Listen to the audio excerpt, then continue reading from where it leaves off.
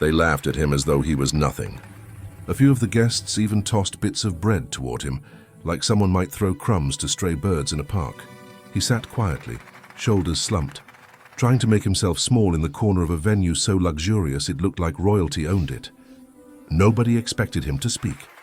They thought he would keep sitting there invisible. But when he finally rose to his feet and opened his mouth, every laugh died instantly.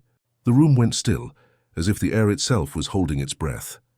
But to understand how it came to this moment, you need to know how the story began. Victoria Sterling was the type of woman who had always lived on the elevated platforms of life. She had the kind of wardrobe that came from private showrooms, not mall racks. She drove cars that turned heads on every street. And her wealth wasn't new.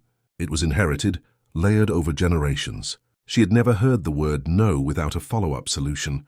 That was just how she lived. Before I proceed, I want you to do me a quick favor. Hit that subscribe button, give this video a like, and drop your country in the comments. I'd love to know where you're listening to me from. Thank you. Yet wealth wasn't the one thing she wanted most. The thing she had chased for years, more passionately than handbags or mansions, was status.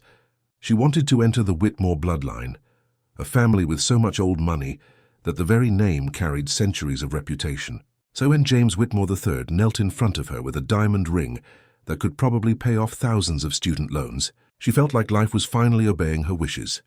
The wedding was set to be what everyone would call the event. Politicians, CEOs, heirs, celebrities from the city's social circles were invited.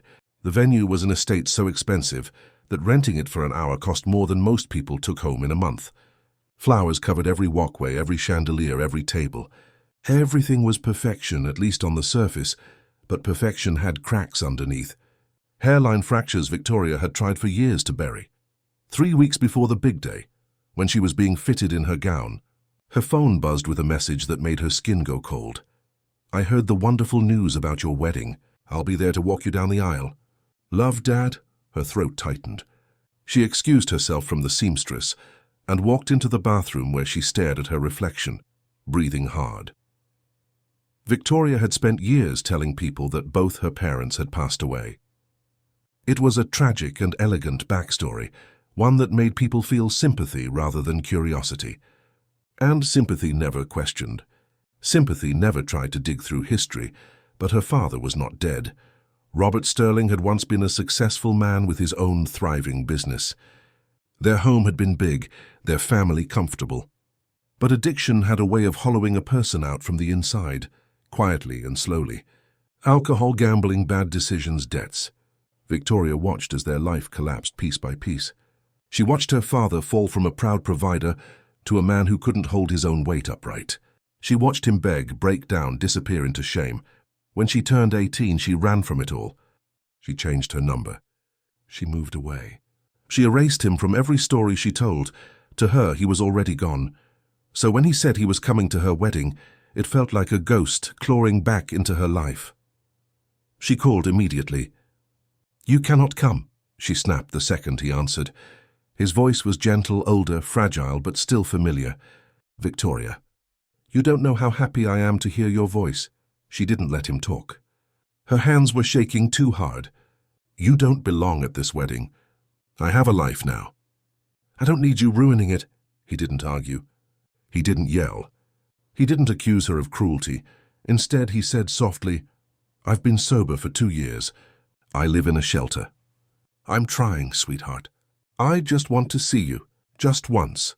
She ended the call, but he didn't give up. He left letters. He waited outside her office. He never touched her or confronted her publicly. He only hoped she would speak to him, and every time she had security push him away. 3 days before the wedding, everything snapped. She was having lunch with her future mother-in-law at a pristine cafe. And outside on the sidewalk, her father stood watching her, wearing an old coat, clutching a small bouquet of cheap flowers, her face flushed with humiliation. She stormed outside and hissed at him like he was filth under her shoes. "I told you to stay away," he tried to speak. She wouldn't let him. "If you show up to my wedding," she said, voice shaking with fury, "I'll make sure you regret it." But he only nodded. "I'm still your father. I'll be there." She walked away, pretending he meant nothing. The wedding day arrived like something out of a magazine. Perfect blue skies, soft music, expensive perfume in the air. Guests sparkled in designer jewelry. Victoria walked down the aisle alone, claiming it was a personal choice, but inside she felt the emptiness of that lie pressing against her ribs.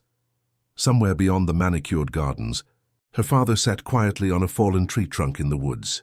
He was not disruptive. He caused no scene. He simply waited with that little bouquet, but others noticed him. Some of James's groomsmen had been drinking.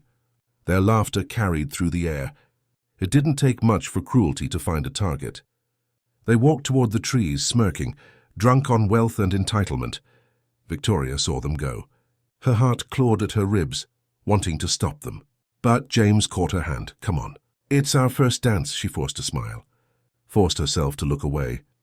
Minutes later, the groomsmen returned laughing, boasting loudly. They bragged about throwing bread at him, about pouring champagne over his head, about how he just sat there and took it. Victoria felt her stomach twist until she thought she might collapse, yet she didn't move. She didn't speak. She was paralyzed between the life she built and the one she had abandoned. But when her father stepped into the reception later, wet, humiliated, still clutching those flowers, the moment she had feared arrived, and that is where everything changed. The room fell into a strange silence when he entered. It wasn't loud enough to interrupt the music or the laughter at first, but it created a small ripple. One table turned, then another. Conversations paused. Someone's champagne flute froze halfway to their lips. The man in the wrinkled jacket, shoes covered with dry grass and dirt, hair still damp from where champagne had been dumped on him, stood holding a bouquet of flowers clearly bought from a gas station. It was the kind of bouquet made with love instead of money, and everyone could tell. Victoria felt every muscle in her body tense. Her pulse pounded so violently that she couldn't hear anything but her heartbeat. She wanted him to disappear, to turn into smoke, to fade into the floor, to not exist. Someone near the stage laughed, then someone else. It spread slow and awful. Robert didn't look ashamed of his clothes. He didn't look ashamed of the whispers. He looked only at his daughter. His eyes were warm, soft, filled with a kind of love that no cruelty could kill. And that was what made it unbearable. James stepped forward, jaw tight. "Sir, this is a private event. You need to leave." The groomsmen snickered behind him like dogs waiting for the signal to attack. Robert nodded politely to James. "I'm not here to cause trouble. I just came to give these to my daughter." He extended the flowers. His hand trembled, but not from fear, from hope. Victoria's breath caught in her throat. 1,000 memories surged. The way he used to carry her on his shoulders at the park, how he sang off-key in the kitchen, how he clapped the loudest at her school recitals. Before the drinking, before the debts, before everything fell apart, but the years had built walls around her heart. Walls that were tall and cold and reinforced by every piece of pride she had taught herself to hold. She turned her face away. A quiet gasp moved through the guests. One of the groomsmen, gleeful with cruelty, stepped closer to Robert. He plucked the bouquet from his hand and tossed it onto a nearby table. "Your daughter doesn't want your trash," he said. Laughter. Cruel, sharp, delighted. Victoria felt something twist inside her. Not sympathy, not love. Something darker. Something like shame so heavy it could drown her. Her father simply lowered his hand. He didn't ask for the flowers back. He didn't look at the groomsmen. He didn't flinch. He just looked at Victoria and smiled. A quiet, sad, proud smile. "I just wanted to tell you," he said, voice gentle but carrying through the room, "that you look beautiful. Just like your mother did." The guests shifted uncomfortably. James's mother frowned. James's jaw clenched harder. Victoria felt tears pressing behind her eyes, but she forced her face into stillness, expressionless, untouched. If she cried, it would make him real.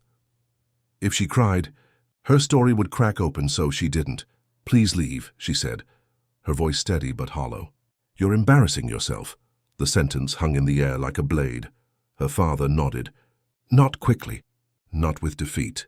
Slowly, with acceptance that broke like quiet thunder inside the heart of every person watching. But before he turned, he said something that changed everything.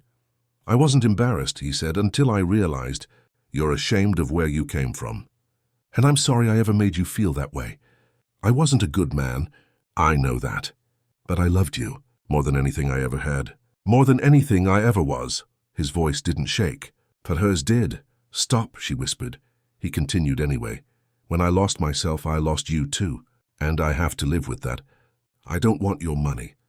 I don't want a place in your life if it hurts you. I just wanted to see you happy today. He looked around at the room filled with wealth, and I see that you made it. Some of the guests lowered their eyes. Some looked at their drinks. Some looked at Victoria, suddenly seeing her differently. Her father stepped back, but as he moved toward the exit, his foot slipped slightly, because the floor was still wet. The groomsmen laughed. Again, that was the moment something. Inside, Victoria snapped like a rope under too much strain. She didn't think. She moved. She stepped forward, grabbed the groomsman's arm and shoved him back with a force that made him stumble into a table. The room gasped. She turned to her father, voice breaking like glass under pressure. Wait, he stopped. Her breath came fast.